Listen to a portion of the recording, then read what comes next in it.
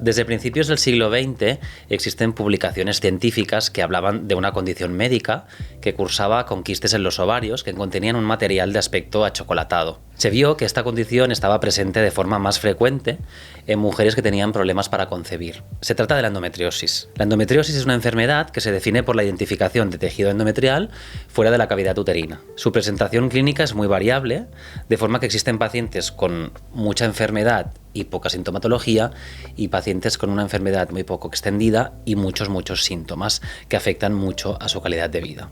Hoy en día se considera una enfermedad sistémica que afecta a todo el organismo. Las consecuencias más visibles son el dolor menstrual, el dolor durante la ovulación y la infertilidad.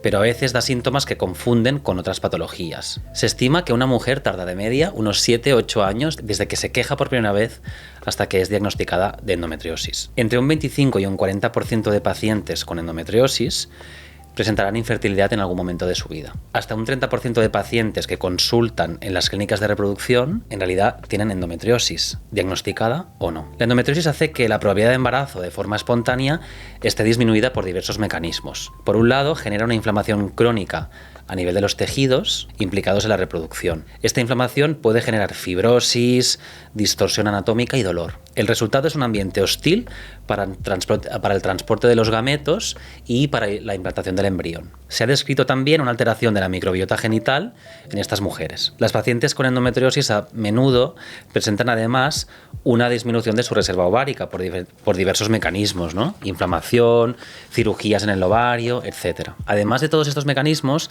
hay que sumarle el hecho de que muchas de estas mujeres presentan dolor con la penetración y eso hace que disminuye la frecuencia de relaciones sexuales y que disminuye la probabilidad de embarazo en casa. Se trata de una enfermedad con un coste muy elevado, tanto a nivel económico como físico y emocional. Cada vez más personas alzan la voz para darle visibilidad a esta enfermedad y nosotros hoy también lo haremos.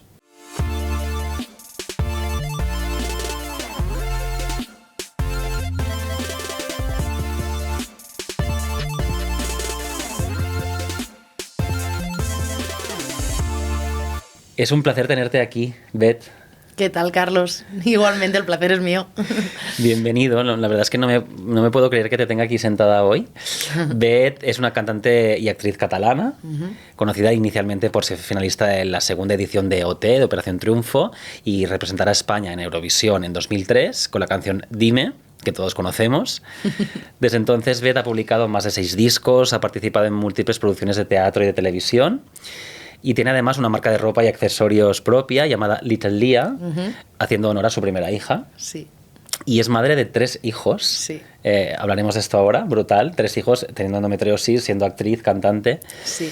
Y nada, bienvenida a Nadie dijo que sería fácil. Muchas gracias. Es un placer para mí compartir este espacio contigo. Y es un honor que enseguida que te contacté y te expliqué este proyecto personal, aceptaste, porque como todos sabemos estás como muy comprometida, ¿no?, en dar visibilidad a esta patología.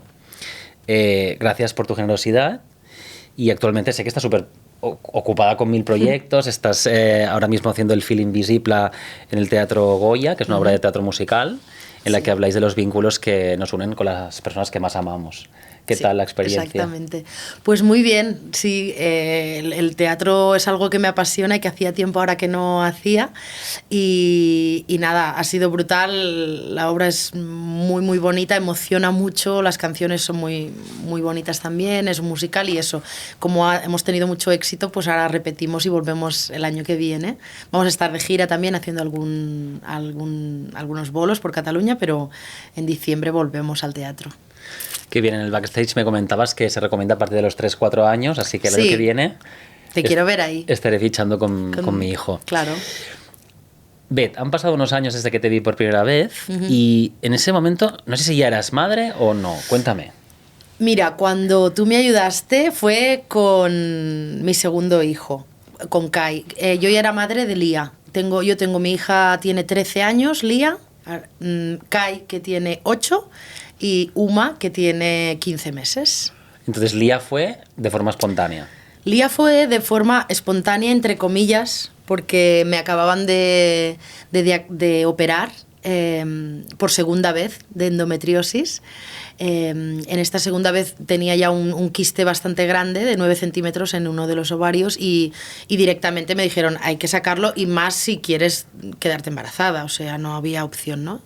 Entonces, justo después de la operación, recuerdo que el ginecólogo me dijo, si quieres buscar embarazo, ahora es el momento porque tienes limpio, ¿no? Hizo servir como esta palabra de que no habían trocitos de endometriosis, ¿no? Y entonces me quedé como a la segunda o así, muy, muy rápido realmente.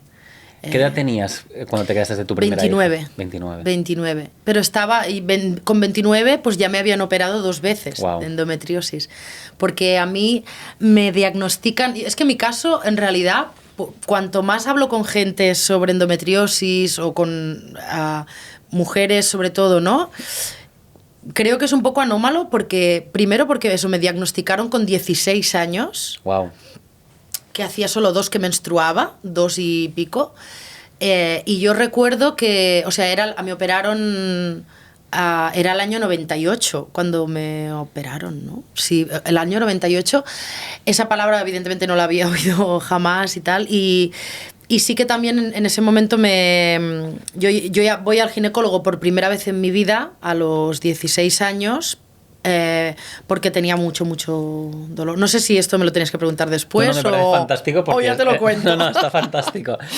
Perfecto. Por eso voy al ginecólogo porque mi madre ya realmente dice hay que llevarla porque me desmayaba, vomitaba, o sea, tenía que faltar al instituto, era un dolor exagerado. O sea, dirías que afectaba mucho tu calidad de vida. Muchísimo, o sea, mi madre me tuvo que hacer un papel para el instituto de que ya cada mes un día mínimo iba a faltar. Pero y aún así, en ese momento no se comprendía mucho, ¿no? Era como, bueno, tiene la regla, pero no sé.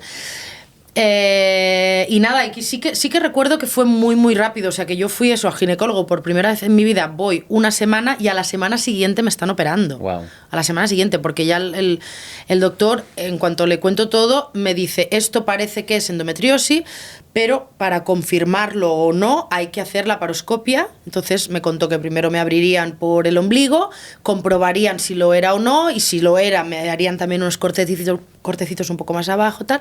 Bueno, que sí que realmente la clavó. No sé si, creo que hoy en día no se hace tanto lo de diagnosticar vía operación, pero en mi caso la clavó y le estoy también eternamente agradecida a ese ginecólogo que en ese año, ya te digo, no...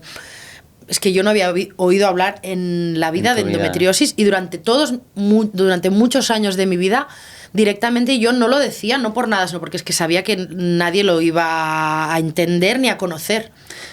No, era muy desconocida. La verdad es que este ginecólogo, para el momento en el que te lo diagnosticó, yo creo que actuó correctamente. Al final la endometriosis es verdad que cada vez más tenemos tendencia a no operar o operar lo más tarde posible, ¿no? Uh-huh. Hay como una frase que se dice que es one surgery in a lifetime, que es intentar operar solo una vez, una cirugía muy completa y lo más tarde posible, ¿no? Vale. Pero si en tu caso te afectaba muchísimo la calidad de vida, bueno, tenías quistes muy grandes, claro. Sí que es una indicación de cirugía. Y en tu caso ha ido bien. Sí, ha ido genial, porque, o sea, genial. Eso, entonces durante muchos años estuve también con medicaciones, anticonceptivos, pero también lo que dices, con dolores al tener relaciones, ¿no? Como una relación con mi periodo turbia, ¿no? En el sentido de que nunca terminaba de encontrarme bien.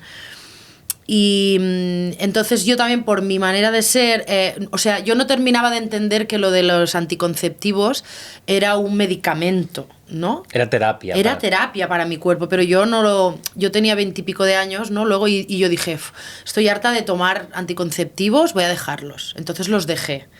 Y los dejé durante unos 2 años y eso hizo que se me hiciera que progresase. Alien de 9 centímetros, claro. Wow. Y que luego tuviera que volverme a operar. Y durante estos años que tú explicas, porque para situarnos cronológicamente, OT, ¿en qué momento, qué edad tenías tú? OT yo tenía 20 años, cuando, o sea, ya me habían operado la primera vez y sí. Pues tú en ese momento, supongo que tenías muchas cosas en la cabeza, pero ¿eras consciente de que la endometriosis podría afectar a tu fertilidad? ¿Eras claramente consciente o te habían informado bien sobre esto? Mira, o sea, no sé, ahora no recuerdo en qué momento, creo que no, o sea, durante OT todavía no, porque no había ido mucho más al ginecólogo después de la operación, o sea, una vez al año o así, pero no. Pero a los 20 y pocos sí que una doctora, recuerdo, aquí en Barcelona, me dijo la frase: cuando quieras ser madre te va a costar. Me dijo esta frase y a mí se me quedó, pero grabada, porque yo tenía muchas ganas de ser madre. Yo soy la típica que ya de pequeña quería ser madre. Es de las pocas cosas que he tenido clarísimas en mi vida, que quería ser madre, que sería madre, de hecho. Y yo creo que también quizá por eso ha ido todo bien, no lo sé, pero que me quedó grabada. Y lo que pasa es que yo, por mi manera de ser, que soy muy optimista, muy de... Cuando algo no le doy vueltas a algo, que no tiendo a preocuparme, al contrario, ¿no? Soy de... Bueno, me preocupo cuando realmente hay un problema, pero no cuando me dicen que puede haberlo, ¿sabes? Entonces esa frase, aunque se me quedó grabada, yo jamás... O sea, yo en mi cabeza era, no, yo voy a ser madre. O sea, lo tenía súper, súper claro. Entonces supongo que cuando te quedaste espontáneamente de la primera fue una alegría, ¿no? Claro, entonces eso, cuando también me dijeron, si quieres buscar embarazo, ahora es el momento y hay que operar, hay que quitar este quiste para... Entonces lo tenía clarísimo y sí, fue una alegría. Yo recuerdo, como te decía, que ya me quedé a la segunda y ya el primer mes yo ya pero ¿qué pasa? ¿Qué pasa? O sea, ¿por qué no me he quedado si lo he... ¿No? Si hemos... y cuando luego tiempo más tarde te dicen esta frase de no, como mínimo es un año, ¿no? Que tienes que ser... Yo pensaba, ¿un año? La gente se debe volver loca de... Madre mía. Bueno. Y el hecho de que para el segundo hijo necesitases reproducción asistida, ¿te costó asumir que necesitabas una técnica de reproducción asistida? Porque en mi experiencia con las pacientes, cuando ya tienen un hijo previo que ha sido de forma natural, el aceptar que el segundo es de reproducción asistida cuesta un poco más que cuando es el primero. Sí, yo creo que, o sea, no me costó, un poco por lo que te digo de mi manera de ser, pero sí que es verdad que no me lo esperaba. Porque de hecho, otra frase que me habían dicho siempre era que la endometriosis mejoraba con el embarazo. Entonces yo, como había sido madre, pensaba, bueno, pues ahora esto me mejorará. Entonces sí que no estaba dentro de mis planes para nada el pensar que para un segundo hijo tendría que recurrir a una in vitro, o sea, para nada. Y cuando empezamos a buscar para tener el segundo hijo y no llegaba, bueno, te conocí a ti y recuerdo, lo que sí que recuerdo mucho es la prueba esta de las trompas, que tiene el nombre ese tan complicado. Histerosalpingografía. ¿Cómo? Histerosalpingografía. Bueno, esta prueba, esta sí que la recuerdo porque me dolió, o sea, creo que más que un parto, de Muchísimo. verdad. O sea, pero un dolor que pensaba que me moría. Y luego con esta prueba me dijisteis que una de las trompas no era permeable y que, por tanto, si quería ser madre otra vez, tenía que sí o sí recurrir a la reproducción asistida. Entonces, desde el día que me lo dijiste, como me lo dijiste también tan convencido o sea, tan en plan, no, es que si quieres volver a ser madre, tiene que ser así, pues yo ya, vale, ok, pues venga, pues ahora... O sea, no es que no me costara, sí que también recuerdo que lloré también y claro que pensaba, porque también por desconocimiento de qué significa una in vitro, me tendré que pinchar, no sé qué, ¿no? Era como no sabía exactamente lo que me esperaba, me daba un poco de miedo.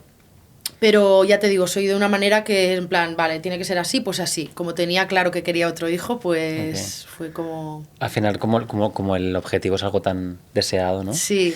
¿Y cómo viviste la fecundación in vitro, el proceso? ¿Qué recuerdo tienes del primero? Incluso, mira, se me ocurre preguntarte si notas diferencias entre la primera experiencia y la segunda, ¿no? O sea, con tu madurez, con... Bueno, es que además, claro... recuerdo, o sea, nada que ver el primero con el segundo, porque claro, en el segundo yo solo me he tenido que poner el embrión, claro. ¿sabes? No tiene nada que ver. Recuerdo que, por ejemplo, me daba como mucho reparo lo de los pinchazos y en realidad nada. No fue para tanto, ¿verdad? Para nada, de nada. Y de hecho recuerdo haciendo bolos de teatro de una obra que estaba haciendo en ese momento y antes de, pues claro, si me tocaba pincharme a esa hora y yo estaba en tal pueblo de bolo, pues me iba al baño y me pinchaba, o sea, no... Y bueno, sí que recuerdo O sea, es que he tenido mucha suerte. Me siento afortunada, primero, por tener el privilegio de tener el dinero de poder hacerlo, porque eso es así. Porque siempre he pensado que yo tengo endometriosis, pero he podido ser madre porque he nacido en Barcelona y en Europa y he tenido estos recursos, porque es que si no, siempre lo pienso. A lo mejor en otro lugar del mundo ni me lo hubieran diagnosticado y no hubiera podido ser madre. Siempre lo agradezco, ¿no? De qué suerte tenemos realmente en el primer mundo, realmente, ¿no? Y dentro del primer mundo, pues de tener el privilegio de podértelo permitir. Y eso, y recuerdo de pasarlo mal, entre comillas, porque, bueno, pues porque era un poco doloroso todo el proceso, el momento en que te estás como hormonando. Pero bueno, luego lo recuerdo con cariño, como esas llamadas de, bueno, ¿qué tal? ¿Ha sobrevivido tal? Y como en mi caso tuve eso, mucha suerte, logramos dos embriones y son mis 2 hijos. Esto es 100% efectividad. Es muy fuerte. La verdad es que siempre explico que una cosa muy buena que tenías es que eras joven o relativamente joven, ¿no? Cuando hiciste la FIB. Cuando hice el FIB tenía 34 años. 34. Tenías menos de 35 años, tenías baja reserva probablemente por las cirugías, pero tenías 34 años. Entonces, por pocos embriones que tuviste, al final has logrado embarazo con ellos. Sí, tenía baja reserva porque además recuerdo que en uno de estos ovarios, que creo que es el izquierdo, del que me quitaron el quiste tan grande, ya directamente no funcionaba. Todos los óvulos eran del otro ovario. ¿Y en algún momento tuviste miedo a no conseguirlo? ¿Se te pasó por la cabeza de, hostia, ¿y si no lo consigo? No lo recuerdo, la verdad. Creo que no, tenía claro que sí. He tenido más dudas ahora también con este tercera. Tenía más dudas. Lo que pasa que aún así, como era uno, no quería dejarlo de intentar. Pero es muy diferente porque yo también este tercero lo hacía desde también el privilegio o la ventaja o la suerte de ya tener 2 hijos sanos y maravillosos, con lo cual sé que evidentemente si no lo hubiera conseguido pues me hubiera dado tristeza, pero bueno, es muy diferente que si es el primero, ¿no? Yo creo que la gente que realmente es como... Es cuando tiene que ser más duro, intentar tener un primer hijo y no lograrlo. Este tercero entiendo que lo has vivido diferente, ¿no? Lo has podido disfrutar diferente. Muy diferente porque ya te digo, porque también fue un poco... o sea, yo tenía muy claro que quería otro hijo, pero porque yo tendría más y más, o sea, ya porque ya no puedo ya. Pero quiero decirte que me encantan los niños y sí...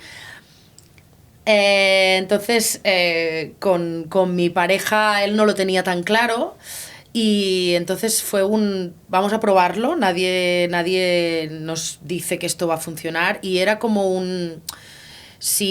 pues un poco lo que te digo, de si no va bien no pasa nada, pero porque yo me quedo tranquila de que no lo dejo ahí congelado en la nevera, ¿no? O sea, una parte de ti y de mí está ahí y no sé. Entonces, muy, muy diferente y nada doloroso ni nada no, con mucha incertidumbre también de qué iba a pasar y en este caso, de hecho, hubo un momento que creía que no me había quedado embarazada porque tenía pérdidas, cosa que con los otros 2 embarazos no me había pasado y un día fui a hacerme una eco convencida de que lo había perdido. Y no, empieza la eco y pum, pum, pum, pum, y yo, ostras, vale, pues no. El momento mágico del corazón, ¿eh? Sí. Quiere venir. ¿En algún momento has tenido miedo a que por culpa de los tratamientos tu endometriosis empeorase? ¿Eso te lo preguntaste? No lo he pensado. ¿Puede ser esto? Bueno, a veces al final la endometriosis empeora con los estrógenos, ¿no? Y cuando hacemos múltiples estimulaciones podría llegar a empeorar. Pero es verdad que en tu caso es que claro, ha sido one shot. Fue una. Ha sido un tratamiento y gracias a él, el segundo y el tercer hijo, ¿no? Sí. O sea que... Aún así, sí que, o sea, ha empeorado. Yo digamos que voy siguiendo todos los patrones en cuanto a lo de los hijos o conseguir el embarazo, ¿no? Pero en cuanto a la malaltía, a la enfermedad, sí. porque también me dijeron, es probable que la gente que tiene endometriosis bastante severa ya llegue un momento que tenga adenomiosis, con los nombres, le pones unos nombres.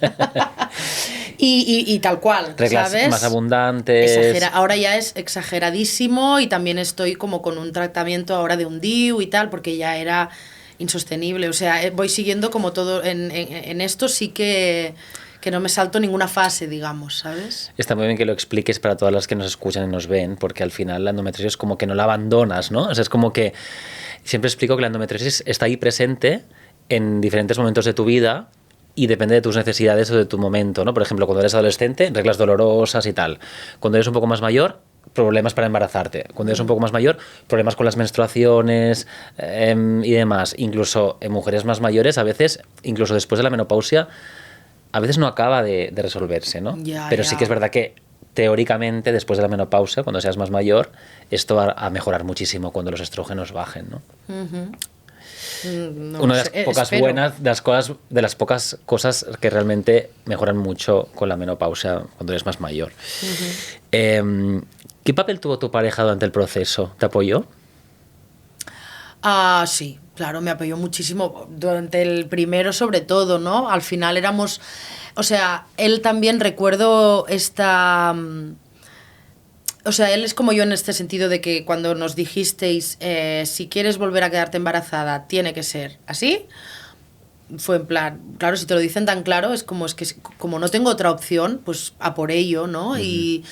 Y sí, estuvo a mi lado apoyándome muchísimo, teniendo que pasar su parte también, porque evidentemente la parte más complicada es la que sufrimos las mujeres, pero bueno, como hombre también someterte pues a pruebas, ¿no? Y no sé, a ponerte como a prueba en ciertas cosas y situaciones que no deberías verte, ¿no? Y no sé, sí, él estuvo a mi lado en todo momento y sí, me apoyó y creo que es súper, súper importante.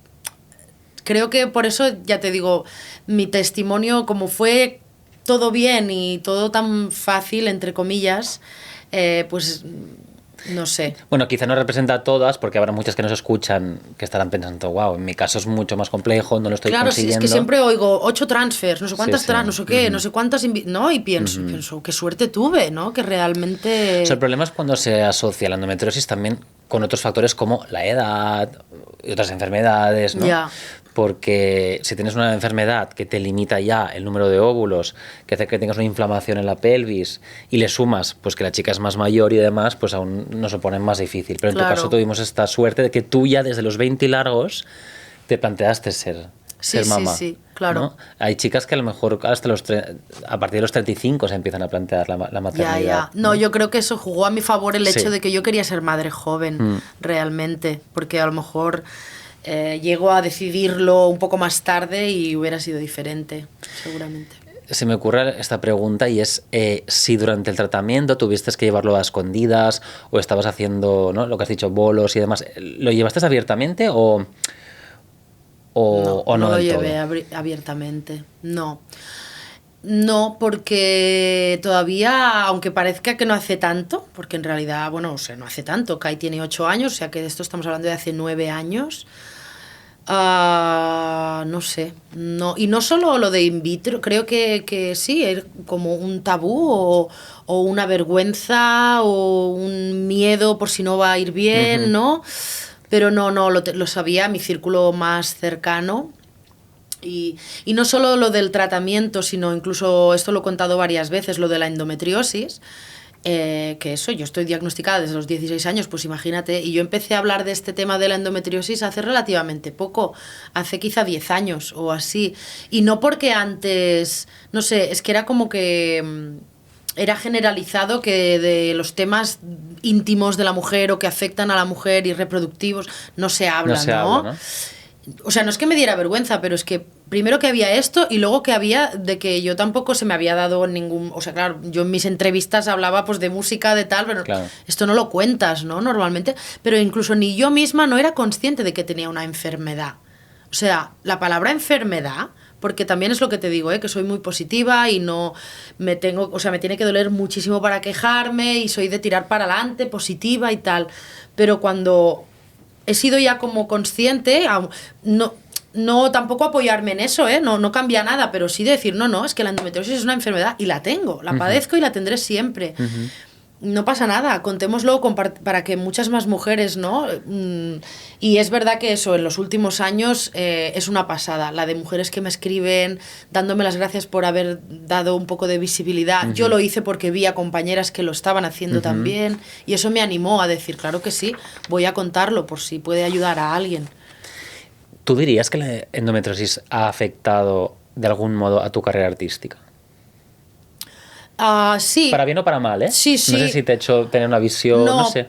A ver, yo creo que me ha afectado es que básicamente por los días de dolor. Por los días de dolor. O sea, como quiero decirte, me ha afectado a mi carrera artística, pero si yo me hubiera dedicado a ser maestra o otra cosa, pues también me hubiera afectado. Porque son esos días al mes en que me he encontrado realmente mal, pero muy, muy mal, que me ha inhabilitado a poder estar en un sitio normal, ¿no? ¿Y algún bolo? ¿Consideras que algún bolo te ha afectado especialmente la endometriosis? ¿O no lo has podido hacer? ¿O que es que lo has hecho peor porque no estabas del todo en condiciones? Sí, algún bolo sí. Sí, recuerdo uno que sí, que justo antes de salir estaba ahí en un sofá, retorcida, ¿no? Y claro, en plan, chutarme lo que sea porque tengo que salir. Pero bueno, no sé, hay que tirar para adelante, ¿no? Sí, es que no sé. O sea, que sí me ha condicionado, pero quiero decirte, como quien tiene otra cosa que también le provoca mucho dolor, ¿no? ¿Y te has inspirado alguna vez en alguna canción, en algo en este tema, o en la maternidad, o en la dificultad para serlo? No sé. ¿Este tema te ha servido de inspiración alguna vez? A mí no, he de decir que no, pero colaboré con Chica Sobresalto, que es una compañera y que hizo una canción que habla de ella no padece endometriosis, pero sí una familiar suya, y le dedicó una canción y me invitó a mí porque sabía que yo tenía endometriosis y grabamos esta canción. Sí. Ahora vamos a entrar ya en el terreno más reflexivo, existencial. Vale, ya me gusta. ¿Qué ha cambiado en ti como mujer por el hecho de ser madre? Y como artista también. Primero como mujer y luego como artista. ¿Te notas diferente? Sí, claro, es que cambia todo. O sea, por un lado no cambia nada, por el otro cambia todo, ¿no? O sea, yo creo que la esencia de la persona es la misma, pero de repente pasas a relativizar absolutamente todo, porque siempre hay una persona, en mi caso ahora 3, que es lo más importante de todo, ¿no? O sea, yo recuerdo cuando tuvimos a Lía, mi primera hija, que un poco de coña con Joan, mi pareja, cuando pasaba alguna cosa de problema de primer mundo, de cualquier preocupación, era como, vale, pero tenemos a Lía, ¿no? Vale, pero, o sea, como diciendo, es que todo, absolutamente todo pasa a un segundo plano, incluso tú mismo. Y eso también creo que está bien, porque también te quitas un poco de importancia, te quitas un poco de ego. Es un acto de humildad, ¿no? Exacto, la maternidad y la paternidad para mí al menos lo ha sido. Un acto de humildad total. Sí, te baja un poco a la tierra, y también que luego, a medida que se van haciendo mayores, a mí la crianza, o sea, de bebés y todo, es una etapa que me encanta. Pero la educación también me apasiona, y creo que es realmente lo complicado, porque al final, cuando son bebés, es una cosa muy instintiva de que les cuidas, les das amor y comida y ya está, y cualquiera puede hacerlo, ¿no? Porque es cuidar. Desde el amor, ¿no? Desde el amor y ya está, y si te sale de dentro y ya está, pero luego educar, más en esta sociedad, en hoy en día, es para mí el verdadero reto, y a la vez me apasiona mucho. Pero bueno, ahí estoy, Ahora tengo un adolescente. Nunca se acaba, ¿no? Y sí, es un aprendizaje continuo, pero creo que es un viaje súper interesante, porque son un espejo que te ponen delante tus etapas, tu relación con tus padres, tu infancia, bueno, un Tus momento... miedos, tus inseguridades. Total, tus valores, y entonces es una oportunidad para revisarte y para ser mejor persona, yo creo. Ahora, desde tu experiencia como madre, como todo, si tuvieras que darnos un consejo a los profesionales que nos dedicamos a la fertilidad, a la reproducción asistida, a los ginecólogos, mirando atrás, ¿qué consejo nos darías? ¿Qué crees que podríamos mejorar? ¿Qué crees que... ¿Qué desearías para las chicas que ahora están viniendo, que tienen endometriosis, que necesitan de nuestra ayuda?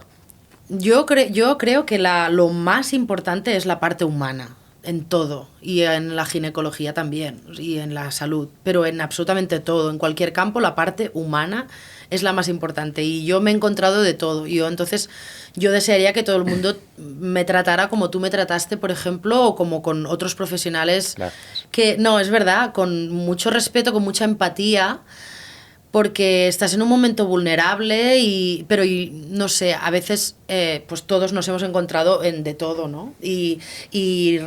Y realmente se agradece mucho cuando estás en un hospital, cuando acabas de ser madre, o cuando estás ingresado por lo que sea, o vas a urgencias por algo de tu...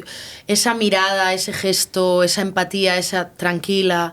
Esto yo creo que es lo más importante, más que luego la medicina que te va a curar, más o igual, ¿no? Quiero decirte que una persona que no te trata bien, que también me he encontrado con gente que, pues eso, que me ha tratado mal, ¿no? O me ha tratado subestimando mi dolor, o de una manera desagradable. Luego ya te puede dar una medicina que te cura, que tú, vale, pero las palabras que te ha dicho y cómo te ha tratado y cómo te ha hecho sentir, eso pesa más que, ¿no? O sea, que creo que al final la parte humana de que todo el mundo sea muy empático y muy amoroso. Fíjate que las invitadas de este podcast casi siempre coincidís en esto que acabas de decir. Y justamente en la carrera de medicina nadie nos enseña a comunicar, nadie nos enseña a ser empáticos, ¿no? Es algo que si tienes la suerte de tener o de cultivarlo, pues creo que es eso que te llevas, ¿no? Pero muchas veces hay médicos que son muy, muy buenos realmente como médicos, como científicos, pero falta esta parte, ¿no? Yo creo que lo ideal es como aunar las dos cosas, ¿no? Sí. Y aparte es eso que yo creo que es en todo, en la vida, o sea, un médico como una camarera, todo el mundo. Yo he hecho cursos de interpretación, por ejemplo, con eminencias de la interpretación que nos han tratado fatal, ¿no? Y dices, bueno, pues es que puede ser una eminencia que si luego no eres humilde o no sabes tratar a las personas con amor y respeto, para mí no sirve de nada, ¿no? Lo mismo digo de ti. La verdad es que yo tengo un muy buen recuerdo contigo. Creo que desde el principio fuiste alguien como muy humilde, muy normal. El trato con la gente en el backstage aquí con nosotros, ¿no? Sí, bueno. Creo que es alguien como muy cercana y te lo agradezco también. Bueno. ¿Por qué crees que es necesario un podcast como este, que hable de fertilidad y de maternidad para todos los públicos? Pues bueno, creo que estamos en un momento también como de despertar un poco del feminismo y de darle valor a las cosas que atañen a las mujeres, que durante muchos, muchos años no se ha hecho, no la historia la habéis contado los hombres, ¿no?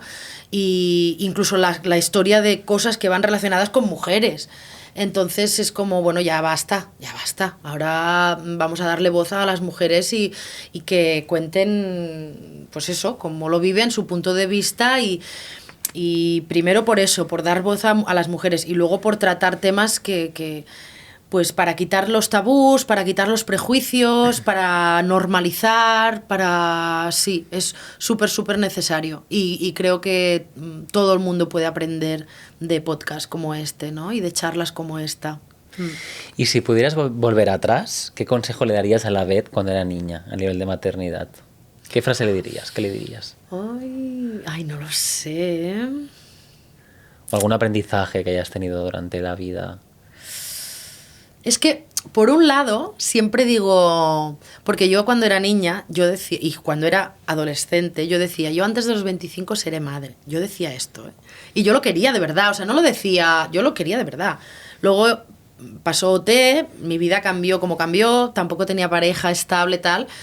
Y luego cumplí los 25 y dije, bueno, va, antes de los 30, ¿no? Pero que yo tenía muy claro que quería ser madre muy joven. Entonces, por un lado, ahora siempre digo que fui madre a los 30, acabados de hacer, me quedé embarazada a 29, 30, y siempre pienso, menos mal que no le hice caso a la vez que decía que quería ser madre antes de los 25, porque aunque me encantan mis hijos y me encanta ser madre y me apasiona, pienso que de los 20 a los 30 es una etapa para no ser, o sea, para viajar, vivir, estudiar, salir de fiesta, irte a vivir al extranjero, 1000 cosas que cuando tienes hijos es más complicado.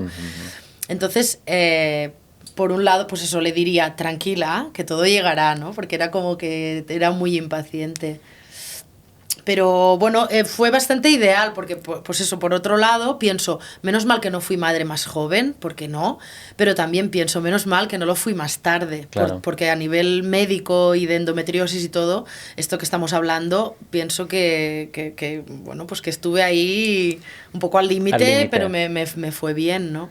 La verdad es que creo que es muy interesante esta entrevista porque muchas de las que nos están viendo y nos están escuchando, que tienen ahora entre 35 y 40 y algo años, son mujeres que vieron OT y que te conocen, y que el hecho de ver un personaje público como tú que sufre endometriosis y que lo comparte les hará sentir muy acompañadas, ¿no? Y un espacio como seguro, que es lo que pretende ser este podcast. Así que te agradezco un montón tu generosidad de estar aquí, ¿no? Y ya para ir acabando, quería sacar un poco el tema de Little Lia. Sí. ¿Cómo surgió esta idea de tener una empresa o ¿no? un proyecto de ropa y complementos? Esto no tiene nada que ver con tu carrera artística.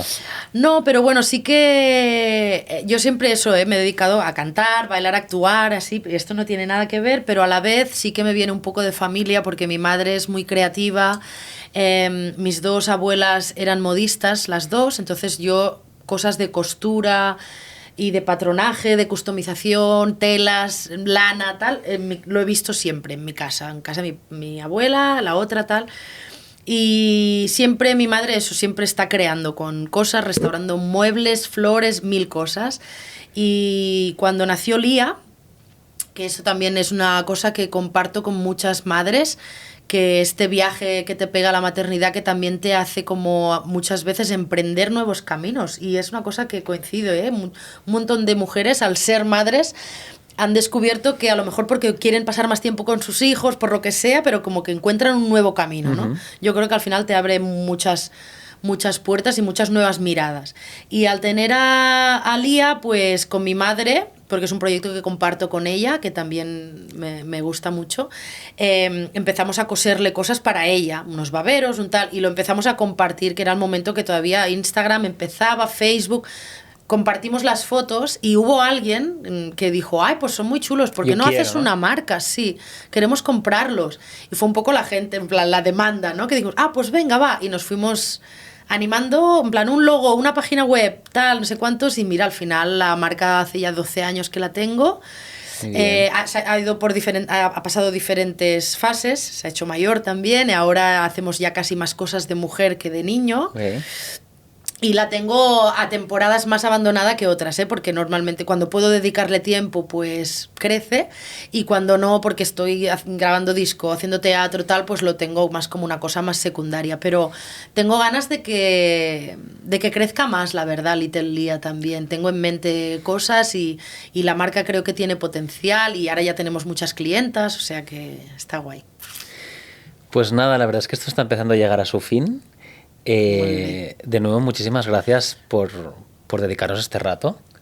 Ha sido un placer. A ti por invitarme, me hacía ilusión volverte a ver. Me ha hecho mucha ilusión ahora verte no como tu médico, sino como un compañero para charlar. Claro, ¿no? Claro, sí. Aparte, bueno, ya te digo que te lo he dicho antes, que para ti, como yo, hay muchas pacientes, ¿no? Bueno, como yo tampoco tantas, porque cantantes, ¿no? Y tal, ¿no? Pero quiero decirte que... Yo recuerdo mucho todo el tratamiento, todo, y entiendo que claro, tú pues tratas con muchas pacientes, pero para mí, Carlos do Souto, pues claro, gracias a ti, pues... Muchas gracias. Kai Uma. Muchas gracias. Te deseo muchísimos éxitos, tanto en lo personal como en lo profesional. Gracias. Y que sigas igual que siempre. Gracias. Un abrazo. Gracias. Hasta ahora. No olvidéis seguirnos en las redes, podréis ver el capítulo completo y el resto de capítulos en los canales de Spotify y YouTube. Darle like, por favor, y suscribiros. Y nada, será un placer seguir en contacto con todos vosotros y vosotras.